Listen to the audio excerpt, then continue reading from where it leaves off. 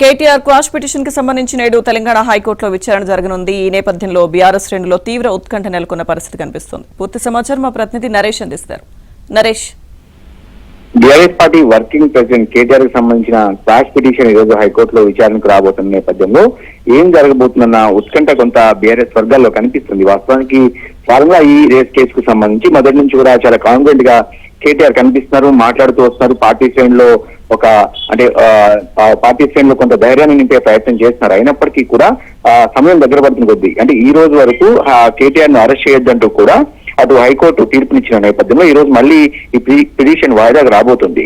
ఈ నేపథ్యంలోనే ఒకవేళ కేటీఆర్ ను అరెస్ట్ చేస్తే ఎలాంటి పరిణామాలు ఉంటాయి, ఎలా ముందుకు వెళ్ళాలి అనే దాని మీద అయితే బీఆర్ఎస్ వర్గాల్లో కొంత చర్చ జరుగుతుంది. వాస్తవానికి ఒకవేళ క్వాష్ పిటిషన్ తనకు అనుకూలంగా వస్తే కనుక అసలు కేసే ఉండదు. అంటే ఏసీబీ నమోదు చేసిన ఎఫ్ఐఆర్ ఉండదు, ఆ ఎఫ్ఐఆర్ లేనప్పుడు ఈడీ కేసు ఉండదు అనేది కేటీఆర్ మాటగా ఉంది. నిన్న మీడియా ప్రతినిధులతో కూడా ఆయన ఇదే అంశాన్ని లేవనెత్తారు. ఖచ్చితంగా తనకు అనుకూలంగా కోర్టులో తీర్పు వస్తుంది, తాను ఎలాంటి తప్పు చేయలేదు, ఖచ్చితంగా నిర్దోషిగా బయటకు వస్తానని కేటీఆర్ మాటగా ఉంది. ఇంకొక వైపు మాత్రం బీఆర్ఎస్ అధినేత మాజీ ముఖ్యమంత్రి కేసీఆర్ ఫామ్ హౌస్ లో ఉన్నారు. ప్రస్తుతం ఆయన అక్కడి నుంచే న్యాయ నిపుణులతో సంప్రదింపులు జరుపుతున్నారు. ఏ విధంగా కోర్టులో ముందుకు వెళ్ళాలి, ఒకవేళ కోర్టు తీర్పు ప్రతికూలంగా వస్తే పార్టీ పరంగా ఎలాంటి కార్యక్రమాలు తీసుకెళ్ళాలి, పార్టీ శ్రేణులు ఎలా సమాయత్తం చేయాలి, అదేవిధంగా పార్టీ ప్రజల్లోకి ఈ అంశాన్ని ఎలా తీసుకెళ్లాలని దాని మీద కూడా కొంత బీఆర్ఎస్ వర్గాల్లో చర్చ నడుస్తుంది. కేసీఆర్ ఎప్పటికప్పుడు పార్టీ సీనియర్లు అటు కేటీఆర్, హరీష్, అదేవిధంగా కవిత లాంటి ముఖ్య నాయకులకు ఎప్పటికప్పుడు దిశానిర్దేశం చేస్తూ వస్తున్నారు. వాస్తవానికి 2024 సంవత్సరం అంటే ఈ ఏడాది ఈ రోజు ఆఖరి రోజు అయినప్పటికీ కూడా ఈ ఏడాది మొత్తం కూడా కొంత గడ్డు పరిస్థితులను బీఆర్ఎస్ పార్టీ ఎదుర్కొంది. ఇదే అంశాన్ని పలు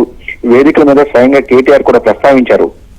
ఏదైతే అసెంబ్లీ ఎన్నికలు ఓటమి తర్వాత కేసీఆర్ కు ఏదైతే కొంత అనారోగ్య సమస్యలు, అదేవిధంగా మార్చి నెలలో కవితను ఈడీ అరెస్ట్ చేసింది, 6 నెలల పాటు జైల్లో పెట్టింది. ప్రస్తుతం అనేక కేసులు బీఆర్ఎస్ ను వెంటాడుతున్నాయి. సో ఇవన్నిటి నుంచి కూడా కేడర్ ని కొంత ధైర్యం నింపాల్సిన అవసరం పార్టీ నాయకత్వం మీద ఉందనేది ఆయన చెప్తున్న మాట. ఏదైనప్పుడు కూడా కోర్టులో న్యాయస్థానాలనే ఎదుర్కొంటాము, కాంగ్రెస్ ప్రభుత్వం కావాలని అంటే ప్రభుత్వాన్ని ప్రశ్నిస్తున్నందుకు, ప్రజల పక్షాన పోరాటం చేస్తున్నందుకే తనను ముఖ్యంగా టార్గెట్ చేశారు ముఖ్యమంత్రి రేవంత్ రెడ్డి.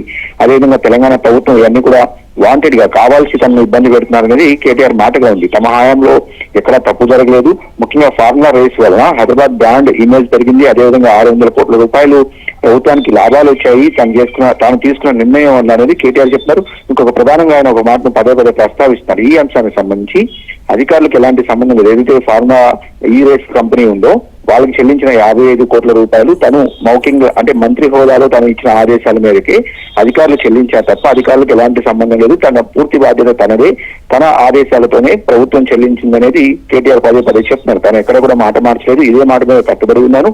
రేపు ఒకవేళ విచారణకి పిలిస్తే కూడా విచారణ అధికారుల ముందు కూడా తను గట్టి వాదనను వినిపిస్తాననేది కేటీఆర్ మాటగా ఉంది. ఏదైనప్పటికీ కూడా ఈ రోజు కోర్టు తీర్పు కోసం బీఆర్ఎస్ వర్గాలతో కొంత ఆశగా ఎదురు చూస్తున్నాయి. Okay, thank you Naresh.